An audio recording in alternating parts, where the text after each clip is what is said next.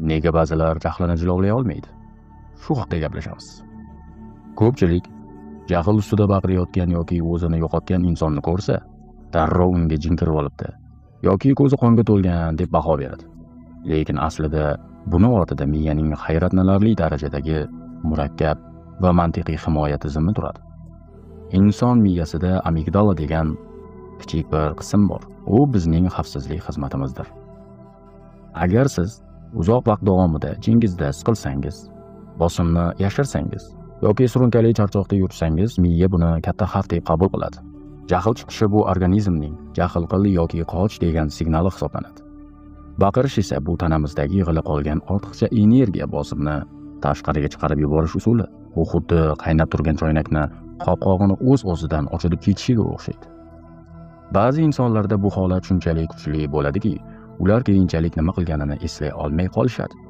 Buni xalq tilida jin urishi deyishsa-da, ilmda bu emotsional egallab olish deyiladi. Amigdala mantiqli fikrlaydigan miyani bloklab qo'yadi. Ya'ni o'sha daqiqada inson aqlini emas, balki instinktlarning asiriga aylangan bo'ladi. Agar siz ham tez asabiylashsangiz yoki atrofingizda shunday insonlar bo'lsa, mana bu 3 ta oltin qoidani sinab ko'ring. Jahl signali kelganda darhol gapirmang. Miya mantiqli yoqishi uchun aynan 6-10 soniya vaqt kerak bo'ladi. Sen meni asabiylashtiryapsan emas, balki hozir bu vaziyatdan xafaman deb ayting. Bu miyadagi bosimni so'z orqali yengillantiradi.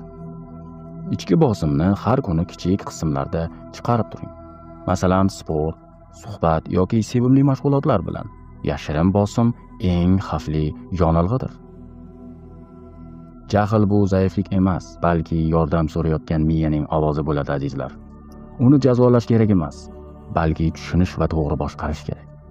Sizningcha yana qanday omillar insonni asabiy qilishi mumkin? Fikringizni izohlarda yozib qoldiring. Har biringizni kasb-koringizga baraka bersin. Самое главное shu.